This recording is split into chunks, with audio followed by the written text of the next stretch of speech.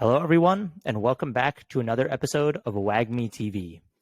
The boys are back, and this week we join you on a very dark day in the world of crypto. Sadly, one that's going to go down in history for all the wrong reasons. But as always, we've got your back, and we're here to tell you everything you need to know about FTX and everything that's gone on in the last week. We're going to cover what happened, why it happened, and where are we going to go from here. And as always, I'm joined by Armada and Ev. Shout out to the boys. I think the first thing that we need to do before diving in here is really just understand who are the main characters in this story. So, Ev, you want to give us a quick rundown of who the main players are? This is really a tale between these two individuals right here. So on the left, you have the founder of Binance, CZ, and on the right is the founder of FTX, Sam Bankman-Fried. So a little bit about Sam Bankman-Fried. When he first started in the crypto industry, he founded Alameda Research Group. And they made famous these different arbitrage trades and got very rich off them by selling Bitcoin in the Japanese markets. He later on founded FTX. And Alameda was really the key liquidity provider for FTX when they first started. They needed to be able to, create both sides of a market, and Alameda really helps them with that.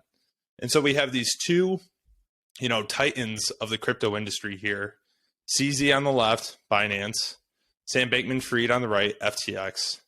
And they're really the two main players that interact or go to war in this story that we're about to tell. Right. Way to set the stage there, Ev. And so Binance, to add to this, was an early investor in FTX years ago, right? From there, FTX grows like a weed, right? They end up becoming the second biggest exchange. They're cutting massive marketing deals like you've all seen with Tom Brady, Steph Curry, etc., right? In all of this, SBF here on the right, he even becomes pretty famous for it, right? A lot of people are calling him the next Warren Buffett. We've talked about him a couple times in the past, right? So these two really started as friends, but then really they later became competitors. And so we move into this story. So really we want to take you back to the beginning of November. I believe this report from CoinDesk came out on November 2nd. And what it did was it did a deep dive into the assets that were held on Alameda's balance sheet. What we found in this was that they had company assets of $14.6 billion, but had liabilities or loans of $8 billion, as you see right there. And you can obviously do the math yourself. There's $6.6 billion in the difference there. But the big problem that drew a lot of attention to this article was the different assets that were being held on the book. In the first paragraph that you see at the top of the screen here, there's unlocked FTT and FTT collateral that make up over $5.8 billion worth of their balance sheet. So all of a sudden, people start doing the math where you've got $8 billion in loans, $14.6 billion in assets, with 5-point-something billion in this super illiquid FTT token. You realize there's not a lot of wiggle room when assets start to sell off, like we've been seeing this happen over the last, 10 months, even 6 months. And so it drew a lot of attention to this report. And what we also see is, like we talked about, this unique relationship between Alameda and FTX. This FTT token is really FTX's token that they hold on their books. And you can get different utility out of it on the FTX platform, basically paying no fees, being able to unlock certain features. But, it's something that FTX basically created out of the air and created a ton of worth. And so there's a problem with this super illiquid token, but there's also more problems with it. And I think, Mata, you can go into who else holds this FTT token. Yeah, and so a lot of it came down to back a few years back, right? As we mentioned, Binance was that early investor. in FTX, right? So CZ then announces publicly on Twitter to his 7 million followers, and those, of course, that are following Binance as well, that essentially he's going to dump his entire $2.1 billion stash of FTT, right? So from an obvious perspective, this is going to crush the price with sell pressure. To his credit, he tried to do it in a certain way where it's not to be fear-mongering, but with everything that's gone on in the space this year, especially with things like Luna, of course, panic selling obviously starts to drop FTT like mad. And there's no buyers to come in and swoop that up because they know it's been kind of teleprompted to them that CZ is actually going to be selling. So the storm broke and the dragons danced. The storm did break. And we see SBF tweeting that a competitor is trying to go after us with false rumors, with CZ's response saying a competitor tried to go after us with political lobbyists. And this is a reference to our previous episode talking about the regulation that SBF wanted to create with Washington.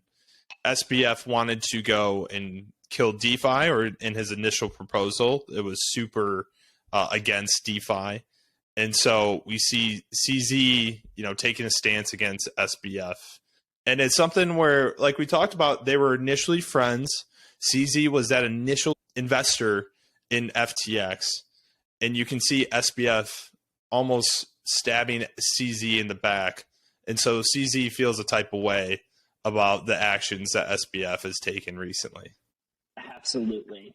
And then, to add to it all, we go to a tweet from Caroline, who's actually the CEO of Alameda. So she actually comes in and says, hey, look, $22, let's minimize market impact, CZ, like this is exactly what you're talking about.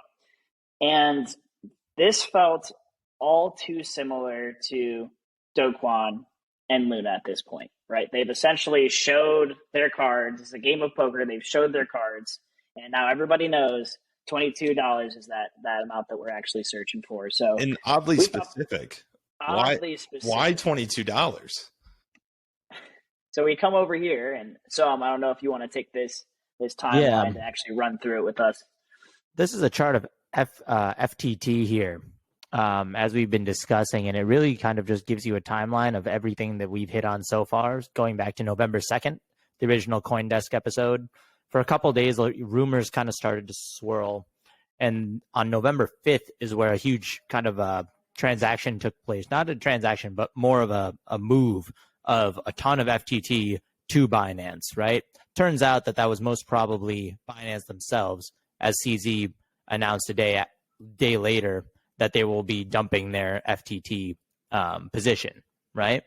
Now, we kind of, I believe it was the 6th that Caroline tweeted that. So we still have a day or so here. As you can see, on like the 8th is where that $22 mark really just breaks, right?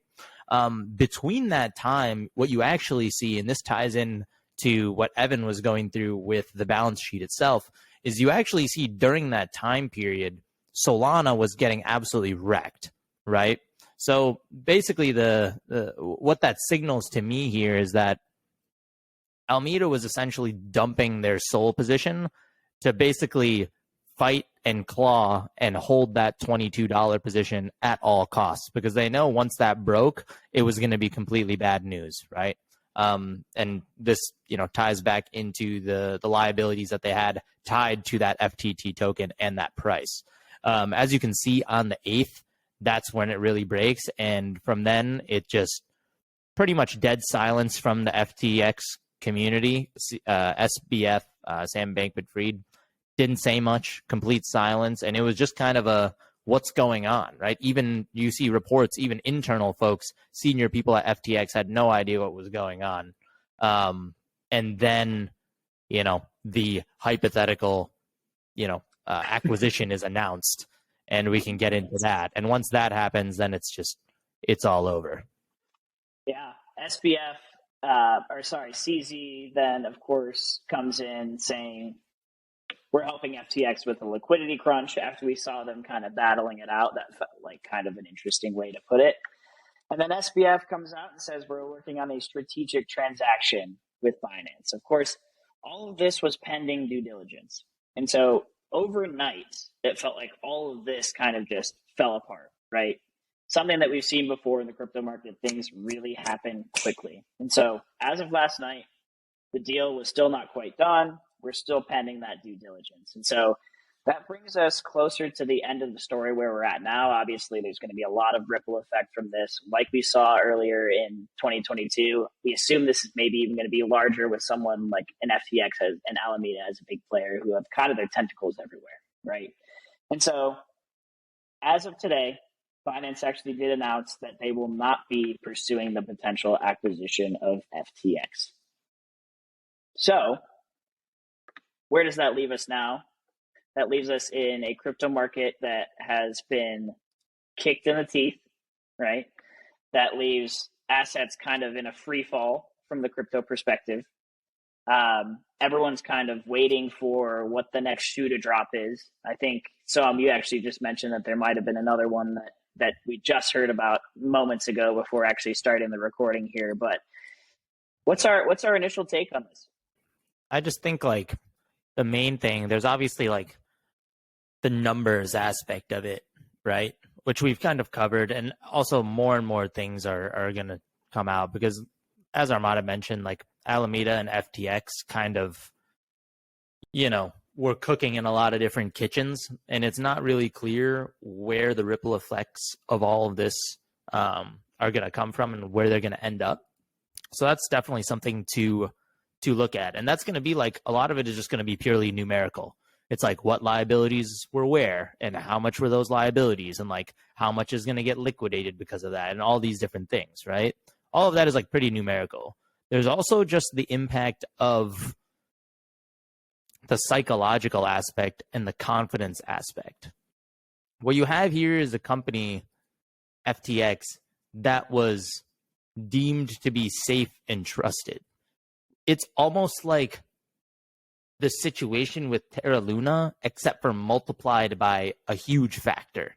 Because, we went back, if you go back and watch our Terra Luna episode, we talked about the fact that this was, Anchor was advertised as being a savings account. It was advertised to be safe. FTX went above and beyond that. I mean, you had Tom Brady, you had like celebrities like backing FTX, right? When you see Tom Brady on the Super Bowl commercial pitching you FTX and being in a FTX commercial, you're not just going to be like, all right, these guys are just going to like totally screw me over, right? And so there's like a significant breach of trust here, and that's something it's not really quantifiable. We don't know where that's going to leave us, but undoubtedly a very bad day for the world of crypto and something that it's going to take a long way to claw back from.